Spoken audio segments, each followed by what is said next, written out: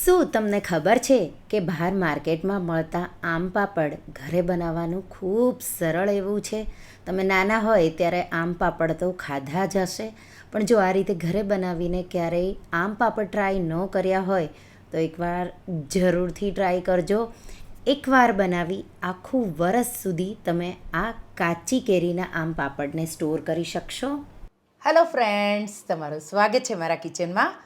આજે આપણે બનાવીશું કાચી કેરીના આમ પાપડ. બહુ ટેસ્ટી એવા, ખાંડ વાપર્યા વગર ગોળમાં બનાવીશું અને એટલા ટેસ્ટી અને હેલ્ધી છે કે જો તમને ખાટું મીઠું ભાવતું હોય તો આ આમ પાપડ તમને બહુ જ ભાવશે. તો ચાલો બનાવીએ. જો તમને મારી રેસિપીઓ ગમતી હોય અને હજુ સુધી ચેનલને સબસ્ક્રાઈબ ન કર્યું હોય તો સબસ્ક્રાઈબ કરજો અને બાજુમાં આપેલી ઘંટી દબાવજો એટલે નવી નવી રેસિપીના નોટિફિકેશન આવે. આ રેસિપીથી આપણે 1 કિલો કાચી કેરીના આમ પાપડ બનાવી રહ્યા છીએ, એટલે લગભગ 24 જેટલા એના પીસીસ બનશે. સૌથી પહેલાં આપણે 1 કિલો કાચી કેરી લઈ લઈશું. તોતાપુરી કે ગમે તે વેરાયટીની કાચી કેરી તમે લઈ શકો. સારી રીતે એને 2-3 પાણીથી ધોઈ લઈશું. થોડીવાર માટે મેં એને પાણીમાં જ રાખી હતી. પછી આ રીતે તમારે કેરીની છાલ ઉતારી લેવાની છે. તો આ રીતે છાલ ઉતારી પછી તમારે કેરીના આ રીતે પીસીસ કરવાના છે. તો એકદમ નાના નાના કે પછી મોટા ટુકડા ગમે તેવા કરી શકો. આપણે એને કુકરમાં જ બોઇલ કરવાના છીએ. તમે આ રીતે મોટા મોટા અડધા પીસીસ રાખો તો પણ ચાલે. હું બધા એક સરખા જ પીસીસ કરી રહી છું. તો આ રીતે કેરી બધી ચોપ કરીને મેં રેડી કરી લીધી છે.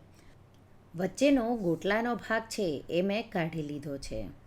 હવે પ્રેશર કુકરમાં આપણે આ રીતે કટ કરેલી બધી જ કાચી કેરી આ રીતે ઉમેરી દઈશું. અડધો કપ જેટલું પાણી ઉમેરીશું.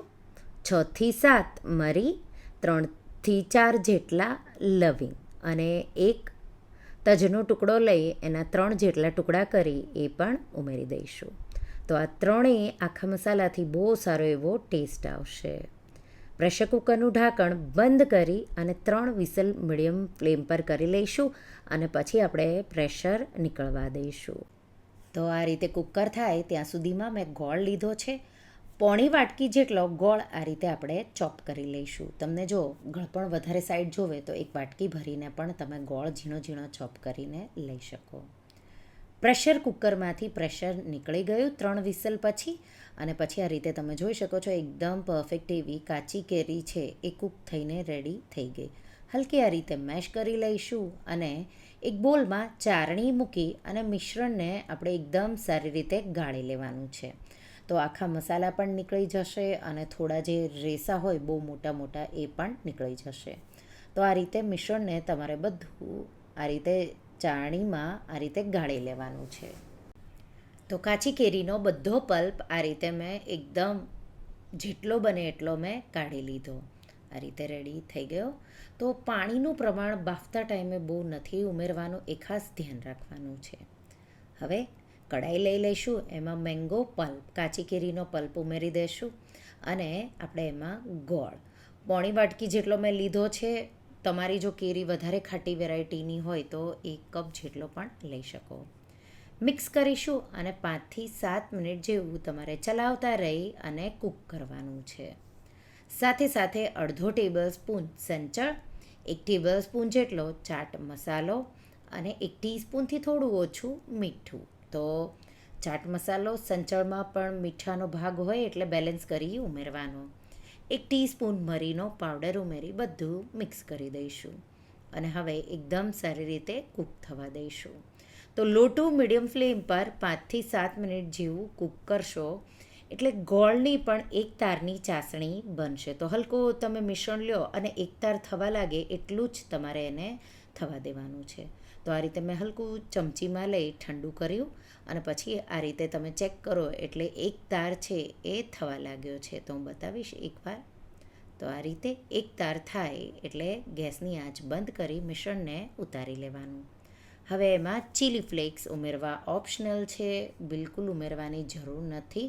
જો તમને ભાવે તો ઉમેરવાના. સાથે તમને જો કલર ગ્રીન જોવે તો ગ્રીન કલર પણ ઉમેરી શકો, પણ હું ક્યારેય ફૂડ કલર એડ નથી કરતી મારા ફૂડમાં, એટલા માટે મેં નથી ઉમેર્યો. હવે આ રીતે 4 પ્લેટ મોટી મોટી લઈ લેવાની છે અને એને આપણે તેલથી ગ્રીસ કરી લઈશું. તો એકદમ એકસરખી તેલથી ગ્રીસ કરી લેવાની. તો અહીંયા મેં 4 પ્લેટ આવી લીધી છે, બધીને મેં ગ્રીસ કરી આ રીતે રેડી કરી લીધી છે. ગ્રીસ કરેલી પ્લેટમાં અહીંયા આમ પાપડ કોઈને જાડો પણ ભાવતો હોય, કોઈને એકદમ પાતળો પણ ભાવતો હોય, તો મીડિયમ થીક કે આ રીતે તમારે આ રીતે કાચી કેરીનું જે બેટર છે એ ઉમેરી પૂરી થાળી પર તમારે આ રીતે ફેલાવી દેવાનું છે. જાડું જોવે તો હજી તમે થોડું ઉપર મિશ્રણ ઉમેરી શકો.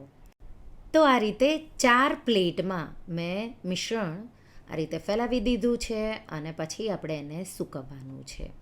સૂકવવા માટે 2 દિવસ અને 1 નાઇટ લાગશે. તો આજે મેં અત્યારે લગભગ 11 વાગે જેટલું મેં એને સૂકવ્યું, તો બીજે દિવસે 11 વાગ્યા સુધી મેં એને ફેન નીચે રાખ્યું. 11 વાગ્યા પછી મેં એને રાત સુધી ફેન નીચે જ રાખ્યું. રાત્રે છે એ આમ પાપડ તૈયાર થઈ ગયા. તો અત્યારે એટલી બધી ગરમી પડે છે કે તમે 1 દિવસ અને 1 રાત ખાલી એને સૂકવશો તો પણ એકદમ ડ્રાય એવું થઈ જાય છે. તો આ રીતે એકદમ ડ્રાય એવું થઈ ગયું. હવે તમારે શાર્પ નાઇફ લેવાની અને હલકું હલકું આ રીતે કિનારીઓ અલગ કરવાની અને પછી તમારે આમ પાપડને આ રીતે ખેંચી લેવાનું.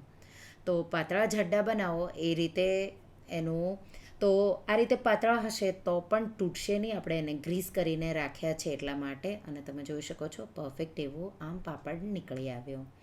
આ રીતે હાથમાં લેશો તો પરફેક્ટ એવો આમ પાપડ તમને આ રીતે, તો આટલો હાથ દેખાય એટલો પાતળો આમ પાપડ મેં રાખ્યો છે. એટલો ટેસ્ટી હોય છે કે તમને જોઈને જેને ખાવાનું મન થઈ જશે. તો આ રીતે આપણે બધા જ આમ પાપડને પુલ આઉટ આ રીતે કરી લઈશું અને પછી આપણે એને પીસીસ કરી લઈશું. આ રીતે ચોપિંગ બોર્ડ પર રાખી અને રોલ, નાના નાના એકદમ બાઇટિંગ સાઇઝના રોલ પણ કરી શકો, નહીં તો પછી આ રીતે મોટા મોટા પીસીસ કરવાના અને પછી તમારે એને ફોલ્ડ કરી લેવાનું. તો આ રીતે સ્ટોર કરવા માટે ઇઝી પડે એટલા માટે તમારે આ રીતે એને કટ કરી અને પછી તમારે એના રોલ વાળી લેવાના છે અને એને સ્ટોર કરી દેવાનું છે. તો આ રીતે બધા જ આમ પાપડના રોલ આપણે આ રીતે વાળી લઈશું અને પછી સ્ટોર કરવા માટે આમ પાપડના રોલ રેડી થઈ ગયા છે. કોઈ સારો એવો એરટાઇટ ડબ્બો કે કાચનો તમારે કોઈ ડબ્બો લઈ લેવાનો અને એમાં તમારે એને સ્ટોર કરી દેવાનું. રૂમ ટેમ્પરેચર પર બહાર જ તમારે સ્ટોર કરવાના છે. તો આ રીતે જો તમે ક્યારેય આમ પાપડ ટ્રાય ન કર્યા હોય અને ઘરે ક્યારેય જો ન બનાવ્યા હોય, એ પણ ખાંડ વગર કે સાકર વગર, ગોળમાં એનો ટેસ્ટ ખાંડ અને સાકર કરતાં પણ વધારે સારો આવે છે. તો એકવાર આ કાચી કેરીના આમ પાપડની રેસીપી તમે ટ્રાય કરજો અને મને કમેન્ટમાં કહેજો કે તમને આ આમ પાપડની રેસીપી કેવી લાગી. તો તમને આ આમ પાપડની રેસીપી કેવી લાગી મને કમેન્ટમાં જરૂરથી જણાવજો. અને હા, જો રેસીપી ગમી હોય તો વિડીયોને લાઇક કરજો, શેર કરજો અને મારા ચેનલને સબસ્ક્રાઈબ કરજો. અને આવી જ નવી રેસીપીઓ માટે તમે બેલ આઇકોન બટનને પ્રેસ કરજો. Thank you for watching.